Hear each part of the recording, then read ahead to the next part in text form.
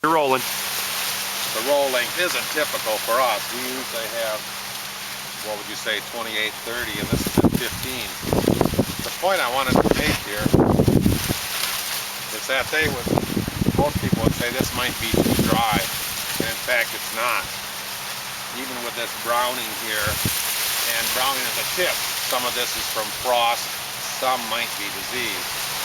But probably the best clue again is the ear. And how close can I get, Jeff?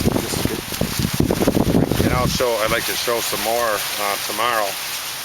But in general, with grain corn, varieties bred for grain, and we're using it for silage, we look for denting. It starts on the base, generally tends to go up all the way.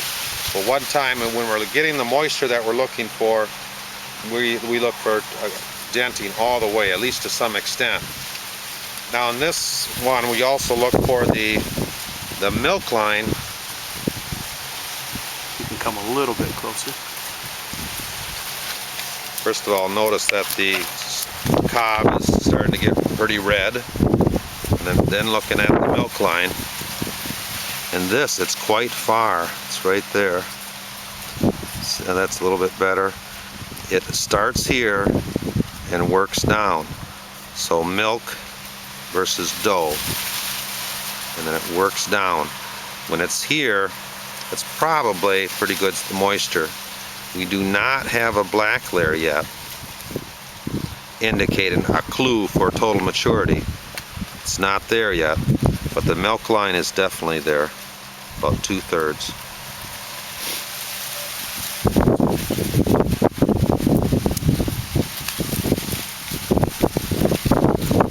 It's probably half to 2/3. So I should be able to get a little bit of milk out of here yet, not much. Get that. We'll probably do that again tomorrow. Martin, what about cutting height? They ask that too. I don't know. I would guess that it doesn't matter too much. There's certainly some good nutrition down there, but when we're dry, on the dry side, they're probably trying to capture a little bit more moisture. But usually, I don't think it matters too much, but I'm not a silage expert. But usually we'll take it down to the bottom, but I would guess they're up a little higher because of the moisture situation.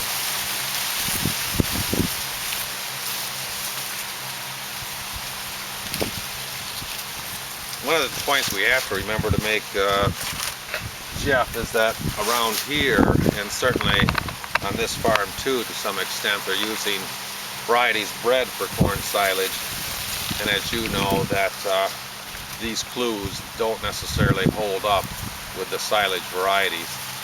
They might be more mature than what you think. And we got to make this point a couple of times. It probably doesn't matter what it looks like. What really matters is the moisture. Everything for the cattle is the fermentation. Everything really relies on that. That's much more important than how many ears or how long it is, so we have to test every load because it's very deceiving. My guess is, that I'm never right, this is probably 63 to 66% moisture.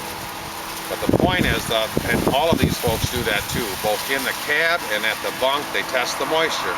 Because what it looks like isn't important, it's what it is what's important, and going into the bunk. Looking over there because they're chopping on the road.